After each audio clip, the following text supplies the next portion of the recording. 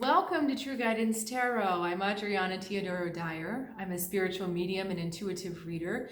Scorpio, we are going to go on a journey together to uncover your spiritual truth and your spiritual message and focus for this week. So let's go ahead and get started. We start with the Prince of Pentacles energy.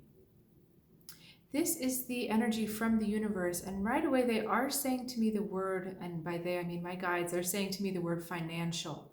So we are looking at finances. What finances are in the spiritual terms is that exchange of value, right? So right away this comes out. I think that there's a part of you that you're not showing. there's a part of you that really needs to be valued, that is not stepping out to the fore. If you are in business or your own business owner, there may be a service or offering that you're just not either putting out there enough or placing enough value on. There's just one facet that's not quite coming out that needs to be valued more. And there seems to be a reluctance to value this. But this is a strong message that it's time to start valuing it. This is time to start really believing and investing your emotional energy in the belief of your value. That's really what's coming out of this card here. So we're responding with the Lord, which I think is so funny. Because the Lord is all about structure and things being exactly the way they are and immovable in a way. And there's a time and a place for that. But there's also a rigidity with that. And when you have form and structure, those four walls so strong, when that is so fixed, then there isn't room for that thing to be valued. It's funny, I didn't say it, but I was thinking about the pentacle and it has those 5 points. So I'm thinking, okay, there's an extra thing there that we're not valuing. Here's the 4 of the Lord, card number 4. I know it's backwards for you, but this is card number 4. And so that 5th thing, he's not able to see, he's not able to value because he is convinced that his structure is only built on certain things.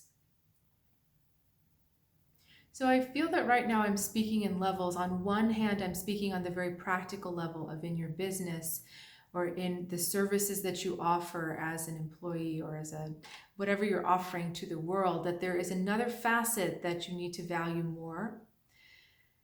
But beyond just that practical world, this is also about making sure that you're not staying in a box with yourself, that you're allowing yourself to express all the parts of you that you value, and that you're not cutting yourself off from more value within yourself. These 2 cards are saying that there's a good foundation laid for certain things that you value about yourself. It may be certain talents or things that you offer, things that you do well, but there's another component, there's another facet that if you were to value that, it would completely shift, it would open things up for you, and it would create a very, very different opportunities coming your way. So let's keep going with these cards. 9 of Pentacles, lovely. 2 of Cups, and then the 6 of Swords. Okay. So the 6 of Swords is headed for these 2 things. Oh, I'm getting shivers and goosebumps. The 6 of Swords is reconciling that one piece that hasn't been valued for a long time. Because it hasn't been valued, it's been neglected. Just like when you don't water a plant, the leaves kind of droop and the plant gets very sad. That's what's happening in the psyche, that part hasn't been valued, and there's a little bit of an emotional deficit there where it needs to be filled, where you need to spend a little extra energy valuing that. Then lovely, we get this 2 of Cups. You're coming to yourself. You're coming more whole to yourself. You're bringing those 2 sides of yourself together. And at the same time, you're able to attract true mutual appreciation, respect, and admiration from others. Your relationships with others get a complete upgrade. They get a bump up. So again, reintegrating this part of yourself that hasn't been valued for a long time puts you whole with yourself, gives you the force to attract those more mutually beneficial and respectful relationships. And we end with one of the loveliest cards in this deck, the Nine of Pentacles. So we started talking about finances. We're going to end talking about finances because this card talks about not needing anything financially, being okay, either well set up because of an inheritance or well set up because of your position in life. But, again, these spiritual meanings are beyond just that, just the greenbacks, right? This is about being fully self-contained, fully present, awake, at peace, and at home with your divine self in a physical body. And that's where the value again comes in, because that part of you that hasn't been valued is actually part of the divine.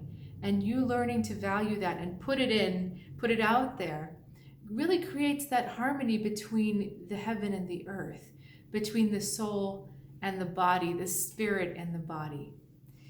She is so self-possessed. She is so comfortable in her own skin. She knows who she is, and she's so quietly immersed in her divinity while staying connected to the earth, connected to the ground, and very much connected to the universe. I always see that little hawk as the symbol of the universe, where she asks for something and receives it because the hawk goes out to get it for her. So this lovely blooming, this lovely just total self-possession. I mean, this is it. And it all comes out of revaluing, reintegrating that part which just hasn't been valued as much as it needs to be. And you're going to know what that is. And you're going to notice a big shift in your energy and in the way you feel when you start to value that one thing.